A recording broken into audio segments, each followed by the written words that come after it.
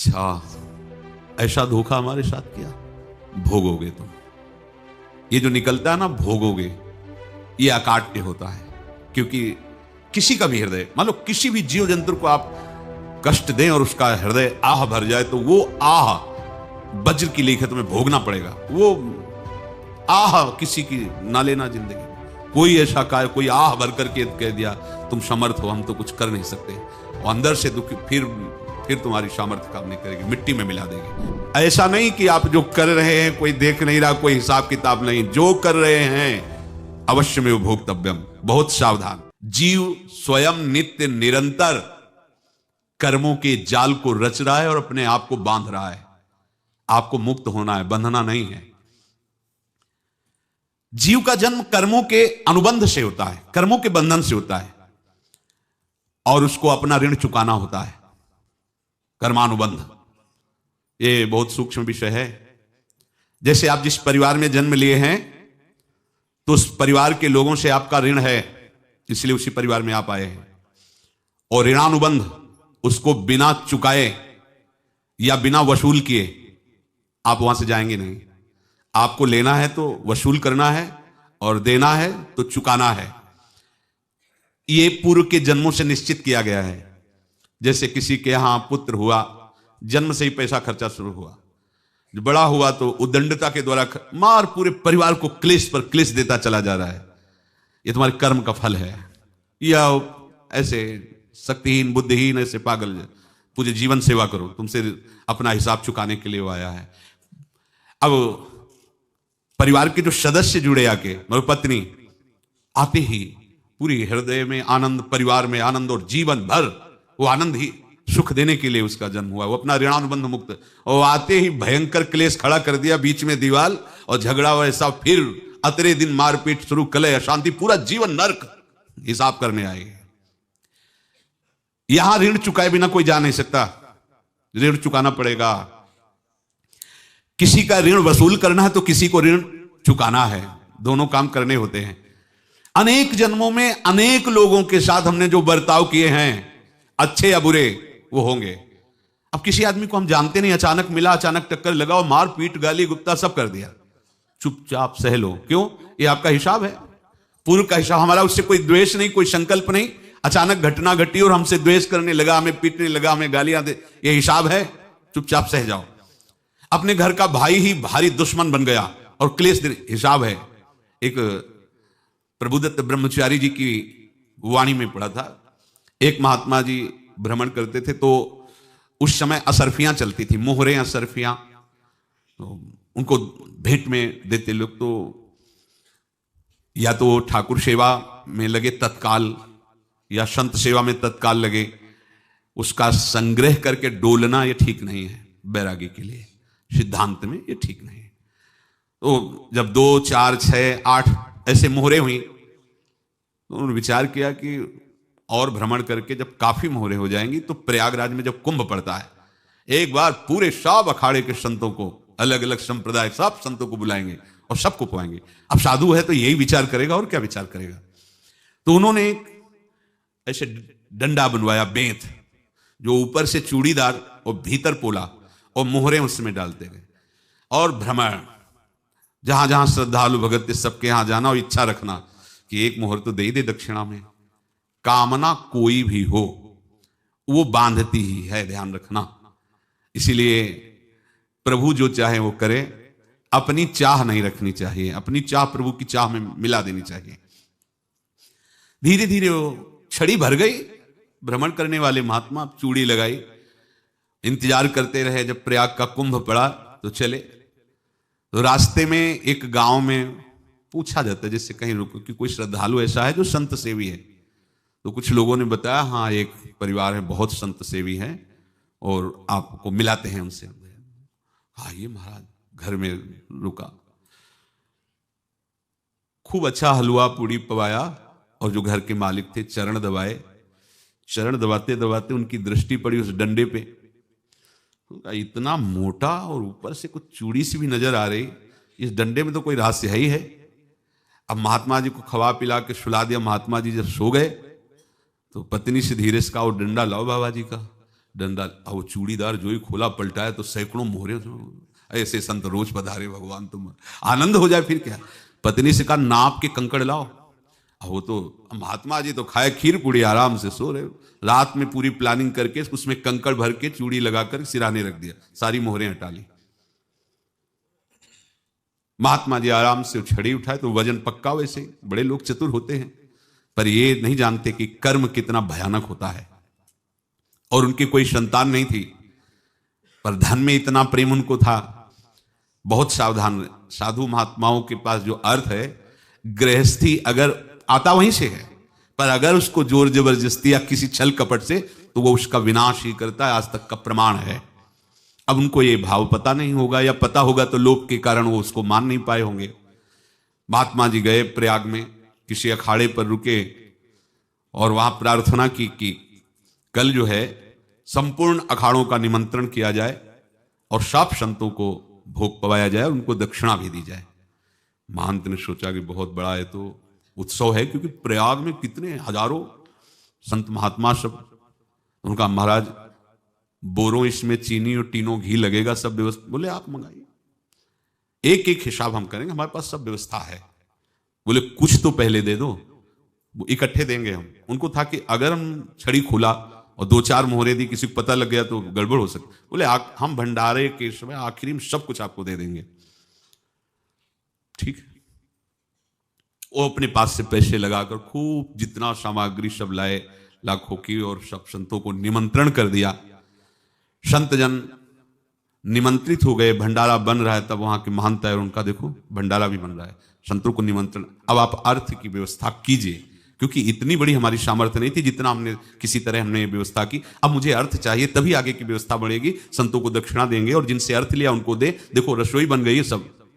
उनका अच्छा तुम्हें विश्वास नहीं तो ये अभी चूड़ी खोली, उनको तो था ना कि मोहरे हैं कंकड़। तो अब जैसे कितना उनको सदमा लगा होगा, हजारों संतों का निमंत्रण, रसोई बन, मतलब संत हो के छल कपट। तो उनका महाराज आपने तो हमारा नाश कर दिया, जो महंत थे। अब बताओ रसोई बन गई, संत निमंत्रित हो गए, आप ये कंकड़ दिखा रहे हैं हमको। आपने तो हमें बर्बाद कर दिया, हमारी इतनी सामर्थ्य नहीं थी, आप पहले बता देते। संत होकर ऐसा छल कपट। अब वो बोले तो क्या बोले, क्योंकि उनको पता था कि मोहरे हैं इसमें। अंदर से उनका चिंतन गया उसी सेठ के पास, अच्छा ऐसा धोखा हमारे साथ किया, भोगोगे तुम। ये जो निकलता है ना भोगोगे, ये अकाट्य होता है। क्योंकि किसी का भी हृदय, मान लो किसी भी जीव जंतु को आप कष्ट दें और उसका हृदय आह भर जाए, तो वो आह वज्र की लेखे तुम्हें भोगना पड़ेगा। वो देखो भीष्म जी को भोगना पड़ रहा है ना। सांप को ऐसे धनुष की नोक से उठाया और बंबूल के कांटों के ऊपर फेंक दिया, कई दिन तक सेदा हुआ, वो आह भर करके मरा। तो आपको 6 महीने बाणों की सैया पर आह किसी की ना लेना जिंदगी में। कोई ऐसा कोई आह भर करके कह दिया तुम समर्थ हो, हम तो कुछ कर नहीं सकते, और अंदर से दुखी, फिर तुम्हारी सामर्थ्य काम नहीं करेगी, मिट्टी में मिला देगी। फिर ये तो संत थे, और भगवत आराधना के लिए, संत आराधना के लिए ही ऐसा किए हुए थे। अब इनका कैसे मुंह दिखाएं, अब क्या करें। सुबह संत जन आएंगे, सबके बीच में हमारी कि देखो इन्होंने, अब क्या करें। गए और संगम में जाके छलांग लगाई, अपने प्राण त्याग दिए।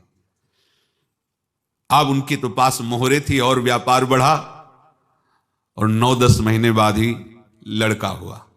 अब तो उनको कि संत फलीभूत हो गया। देखो व्यापार चल रहा, लड़का नहीं होता था, लड़का भी हो गया, बड़ा आनंद छा रहा है। जब से वो प्रकट हुए और धन की वृद्धि शुरू हो गई, पढ़ाई लिखाई में उनके खर्चा हुआ सब, बस बीमारी शुरू हो गई उनके शरीर में। अब उसमें पैसा जाना शुरू हुआ। इतने आसक्त वो दोनों हो गए कि कुछ भी हो, व्यापार ठप, संपत्ति बेचना शुरू। तो उन्होंने कहा कि बेटा मैं क्या कर सकता हूं तुम्हारे लिए। बोले हमारी अंतिम इच्छा है, प्रयाग चलो और जितने प्रयाग में संत महात्मा सबको एक बार भंडारा करवाओ, हमारी इच्छा अंतिम है। क्योंकि अंतिम यही इच्छा थी। तो बोले अब ज्यादा संपत्ति तो नहीं रह गई। तो बोले घर बेच दो, मेरे लिए ही तो है, बेच दो। मुझे लगता मैं बचूंगा नहीं, पर मेरी अंतिम इच्छा पूर्ण कर दो। घर बेच दिया, जेवर बेच दी। वहां गए, जब संत सेवा की तो बोले मुझे संगम तक ले चलो। संगम तक ले गए और बोले समझे तुम चुराए थे और हमने उसको छीना है, कुछ नहीं रह गया, तेरे पास कुछ, अब केवल ममता और आसक्ति में जलकर मर और नरक प्राप्त कर। मैं वही महात्मा हूं जिसकी तूने मोहरे ली थी, शरीर छोड़ दिया। महात्मा को जन्म लेना पड़ा और इनको दुर्गति भोगनी पड़ी। ऋणानुबंध, होश में। ऐसा नहीं कि आप जो कर रहे हैं कोई देख नहीं रहा, कोई हिसाब किताब नहीं, जो कर रहे हैं अवश्य में भोक्तव्यम, बहुत सावधान। अनेक जन्मों में अनेक लोगों से जो कुछ लिया दिया है, इस लेने देने को मिटा देने के बाद ही तुम मुक्त हो गए। इसीलिए एक उपाय है, लेना न देना मगन रहना। क्या? मालिक को समर्पित हो जाओ, मालिक को अपना माना हुआ समर्पित कर दो, खत्म। अहम त्वाम स्वरूपापिभ्यो मोक्षयिष्यामि, सब खत्म, आगे पीछे लेना देना सब खत्म। एकादश स्कंद में भगवान श्री कृष्णचंद्र जी ने कहा, जो मेरे चरणों का आश्रय लेकर भक्त मेरा भक्ति करता है, उसके पितृ ऋण, मातृ ऋण, देव ऋण, ऋषि ऋण, सब ऋणों से मैं मुक्त कर देता हूं। बस यही एक उपाय है जो इसके बंद करने का उपाय भक्तों के लिए है, वो यही है, भगवान की शरण में होकर अपना माना हुआ पूरा भगवान के अर्पित कर दो। अर्पित करने का तात्पर्य उसमें अहम हटा दो। तो दियम वस्तु गोविंदम तुभ्यमेव समर्पये। जिनसे तुमने सेवा करवाई है उनकी सेवा करनी पड़ेगी, जिनसे तुमने जो कुछ लिया है उनको देना पड़ेगा। ये लेने देने का व्यापार जब तक समाप्त नहीं होगा तब तक तुम्हारा जन्म मरण चलता रहेगा। अब आपको यहां समझना है, यदि आपसे किसी ने पैसे लिए बेईमानी करके नहीं दे रहा है तो आप उसको गाली मत दीजिए, आपने बेईमानी की थी इसलिए आपकी बेईमानी हुई है, ले गया, कोई बात नहीं है, बंधन से मुक्त हुए, जो बोझा था चला गया। उसको ऐसा ना देखे कि ये बेईमान हमारे रुपए मार लिए, अब जो कुछ होगा देखेंगे। अगर आप आगे नया कुछ करते हैं तो फिर आगे का हिसाब आपको भोगना पड़ेगा, ध्यान रखना। ऐसा नहीं है कि आपको भोगना नहीं पड़ेगा। एक ही उपाय है कि आप जो शरीर धारण किए इसी में जो भोग ले, आगे ना होना चाहिए। तो क्या करे? सर्वतो भावेन भगवान की शरण ले ले। ये तो सर्वाणि कर्माणि मयि सन्न्यस्य मत्पराः अनन्येनैव योगेन माम ध्यायन्तु उपासते तेषामहं समुद्धर्ता मृत्यु संसार से। ये बड़ा कठिन है पार होना, कोई छोटी मोटी बात है। एक महात्मा बाल्यावस्था से भजन करते थे, शालिग्राम भगवान पास रखते थे और उन्हीं की आराधना करके बस पाठ, नाम, जप और भ्रमण करते थे। यौवन अवस्था थी, गंगा जी के किनारे अपने ठाकुर को विराजमान करके स्नान करने के लिए कपड़ा ही उतार रहे थे कि 90 लोग आ गए, भाला तलवार सब लेकर, मारो मारो इसको मारो, घेर लिया। तो उन्होंने हाथ जोड़कर कहा, हमने क्या अपराध किया? कोई सुन ही नहीं रहा। तो उन्होंने कहा, मार तो डालोगे ही आप 90 लोग, हम कोई अस्त्र शस्त्र तो लिए नहीं, एक बार हमें गंगा में डुबकी लगा देने दो और अपने ठाकुर को स्नान करा देने दो, फिर इसके बाद आप मार देना। भगवत इच्छा से वो लोग रुक गए, स्नान किया और अंदर से प्रार्थना की, प्रभु ये क्या लीला है आपकी, आपके सिवा मेरा कोई है नहीं और ये मुझे मारना चाहते हैं। तो भगवान ने जानते हो क्या कहा उनके अंतर में? तुम मेरे में ध्यानस्थ हो करके शरीर को छोड़ो, ये लोग मारेंगे। ये मेरे भजन का फल है कि तुम्हें 90 जन्म नहीं लेना पड़ेगा। एक ही जन्म में 90 मिलके, तुमने 90 हिंसा की थी पूर्व में, तो तुम्हें 90 बार जन्म लेना होता और एक एक करके मारते। ये मेरे भजन का प्रताप है कि एक बार में ही 90 का हिसाब हो जाएगा। तुम आंख मूंदो, मेरे ध्यान में मगन रहो, मेरे प्रताप से तुम्हें कोई चोट नहीं होगी और स्वाभाविक मूर्छावस्था में प्राण तुम्हारे छूट जाए। ऐसा ही हुआ, ऐसा हुआ। तो ये बात समझ लो कि ये जो कर्मानुबंध है, ऋणानुबंध है। आप देखो, अगर शाप महात्माओं ने दिया कि तुम्हारे वंश का इससे विनाश होगा, तो भगवान भी परम धाम जा रहे तो उसी कील से, बाण की नोक में जो मछली लील गई थी, छोटा कण, उसी से की नोक बनाई और उसी नोक प्रहार किया। भगवान के श्री चरण में वही बाण की नोक लगी और भगवान ने स्वीकार किया ना। भगवान का बड़ा लीला विचित्र है। अगर छुप करके उधर रामावतार में बात, तो इधर ऐसे स्वीकार किया है भगवान ने। ऐसा कहीं नहीं दिखाया कि मैं भगवान हूं तो मैं अपने लिए, ऐसा नहीं दिखाया। नारद जी का हित किया पर नारद जी ने श्राप दिया तो भगवान ने स्वीकार किया। बंदरों ने ही सहायता की, जैसा बोले थे वैसा। ये लीला इस शरीर में भोगनी पड़ेगी।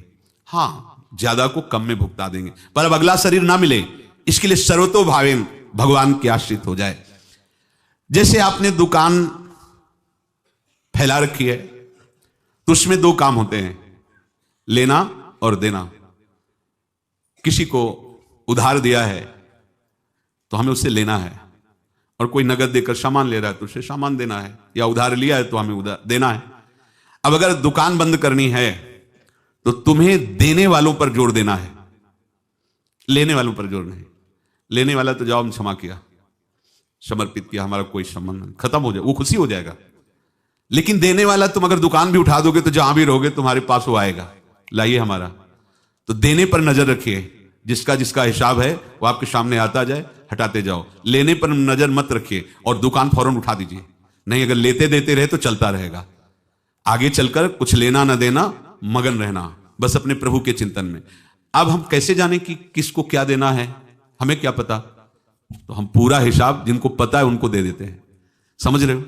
उनको पता है क्या लेना है क्या देना है, तो इनके पास पहुंच गया, सरकारी हिसाब से सब बराबर कर देंगे। हमको अपनी जिम्मेवारी इनकी चरणों में समर्पित कर देना है, तभी हम जीवन मुक्त होंगे। ये रहस्य की बात है।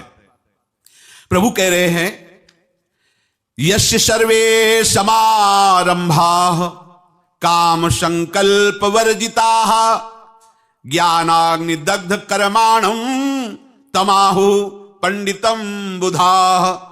जिसके संपूर्ण कर्मों के आरंभ संकल्प और कामना से रहित हैं तथा जिसके संपूर्ण कर्म ज्ञान रूपी अग्नि से जल गए हैं, उसको ज्ञानी जन भी पंडित कहते हैं, बुद्धिमान कहते हैं। पूज्य श्री भाई जी महाराज कह रहे हैं जैसे वहां ज्ञानाग्नि से दग्ध कर रहे हैं, तो अपने वृंदावन वासियों का प्रेमाग्नि से सब कर्म संस्कार दग्ध होते हैं। जिस समय आपके हृदय में भगवत प्रेम का प्रादुर्भाव होगा तो लेश मात्र कभी तुम्हें दुख नहीं भोगना पड़ेगा। प्रेम का प्रादुर्भाव होते ही दुख का नाश हो जाता है, महासुख। जब प्रेम का प्रादुर्भाव होगा तो समस्त पाप भस्म हो जाते हैं, अशांति नष्ट हो जाती है, संसार ज्वाला स्पर्श भी नहीं कर सकती है। जब भगवत प्रेम का प्रादुर्भाव होता है तो हो सकता है उस उपासक के जीवन में दुखों का पहाड़ टूट पड़े, परिवार खिलाफ, शरीर रोगी, अव्यवस्था, बहुत बहुत कुछ, सब कुछ। कह रहे हैं इतना सब होने पर भी उसके हृदय में कोई भी दुख नहीं होता। ऐसा सामर्थ्यशाली भगवत प्रेम है। भगवान के चरणारविंद का जिसके हृदय में प्रेम है, भारी से भारी दुख भी उनको विचलित नहीं